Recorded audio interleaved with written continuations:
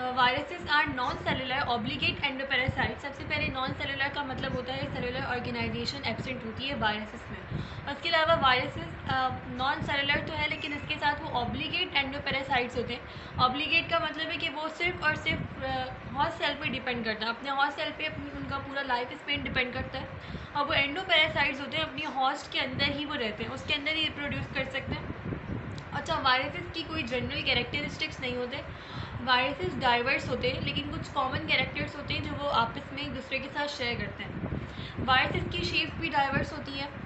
कुछ viruses helical होते हैं, कुछ पॉलीहेड्रल होते हैं, कुछ स्फेरिकल होते हैं और कुछ कॉम्प्लेक्स होते हैं। उसके अलावा वायरसेस को कंसीडर किया जाता है as a border line between living and non living, क्योंकि इनमें सेलुलर ऑर्गेनाइजेशन एब्सेंट होती है, इस वजह से इनको कंसीडर किया जाता है। लेकिन इनमें सेलुलर ऑर्गेनाइजेशन एब्सेंट होती है, लेकिन जब ये हॉस्ट और ना ही ये रिप्रोड्यूस कर सकती outside the living host cell, लेकिन जैसे ही अपने हॉस्ट सेल के अंदर जाते हैं वैसे ही ये रिप्रोड्यूस करते हैं वहाँ पर। तो इस वजह से इनको कंसीडर किया जाता है कि ये बॉर्डर लाइन होती है viruses between living and non living things. उसके अलावा वायरसेस, जैसे बताया आपको कि वायरसेस जो है वो ए सेलुलर होते हैं, उनमें सेलुलर ऑर्गेनाइजेशन एब्सेंट होती है। लेकिन वायरसेस में न्यूक्लियर मटेरियल होता है, या तो वो डीएनए हो सकता है या फिर वो आरएनए हो सकता है, जिसके अंदर उनकी जेनेटिक इन्फॉर्मेशन होती है और जो उनके प्रोटीन सिंथेसिस के लिए ज़रूरी होती है। तो वायरसेस इतने ज़्यादा स्मॉल होते हैं कि उनके अंदर या तो डीएनए होगा या फिर आरएनए होगा, दोनों चीज़ें एक साथ नहीं हो सकती वायरसेस के अंदर। उसके बाद वायरसेस का जो मेन फंक्शन होता है वो होता है कि वायरसेस अपने लिविंग हॉस्ट सेल के अंदर रहकर अपने आप को रिप्रोड्यूस करवाते हैं और अपनी काइंड्स को वो इंक्रीज़ करवाते हैं। ये वायरसेस का मेन फंक्शन होता है। और वायरसेस अपनी हॉस्ट की मेटाबॉलिक मशीनरी को यूज़ करते हैं, मतलब साइटोप्लाज्म को यूज़ करते हैं और उसी से अपने आप को रेप्लिकेट करते हैं और अपना नंबर इंक्रीज़ करते हैं। उसके बदले में हॉस्ट को डिजीज़, अपने हॉस्ट सेल को डिजीज़ भी कॉज करते हैं वायरसेस। उसके बाद वायरसेस की जो जेनेटिक इन्फॉर्मेशन होती है वो सराउंडेड होती है कैप्सिड से, और समटाइम्स कैप्सिड को हम प्रोटीन कोड भी बोलते हैं।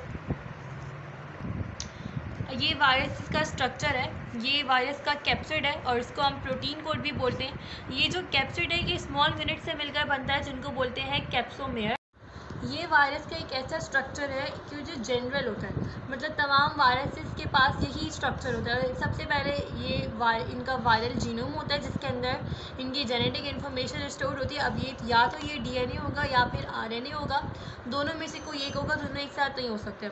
इसके अलावा वायरस का जो जेनेटिक इन्फॉर्मेशन होती है वो स्टोर होती है कैप्सिड में, और कैप्सिड को समटाइम्स प्रोटीन कोड भी कहते हैं। और ये जो कैप्सिड होता है ये स्मॉल यूनिट से मिलकर बनता है, जिनको बोलते हैं कैप्सोमेयर्स।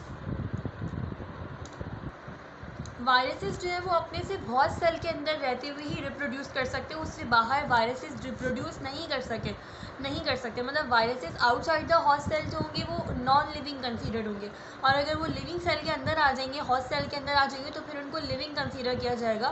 तो यही वजह है कि वायरसेस को बॉर्डर लाइन कंसीडर किया जाता है between living and non living things. इसी वजह से वायरस के इसी नॉन सेलुलर नेचर की वजह से वायरस को किसी भी 5 किंगडम में नहीं रखा गया। तो वायरसेस जो हैं, जैसे कि हमें पता है कि वायरसेस जो है वो नंबर ऑफ़ डिजीज़ेस कॉज करते हैं प्लांट्स में भी और एनिमल। वायरसेस की बहुत सारी काइंड्स होती हैं, तो ये नंबर ऑफ़ डिजीज़ेस कॉज करते हैं प्लांट्स में और एनिमल्स में। प्लांट्स में ये कॉज करते हैं टोबैको मोज़ेक डिजीज़, और इसके अलावा एनिमल्स में कॉज करते हैं cold, dengue, polio, hepatitis, AIDS etcetera. ये सब डिजीज़ेस जो हैं वो वायरसेस कॉज करते हैं प्लांट्स और एनिमल्स में।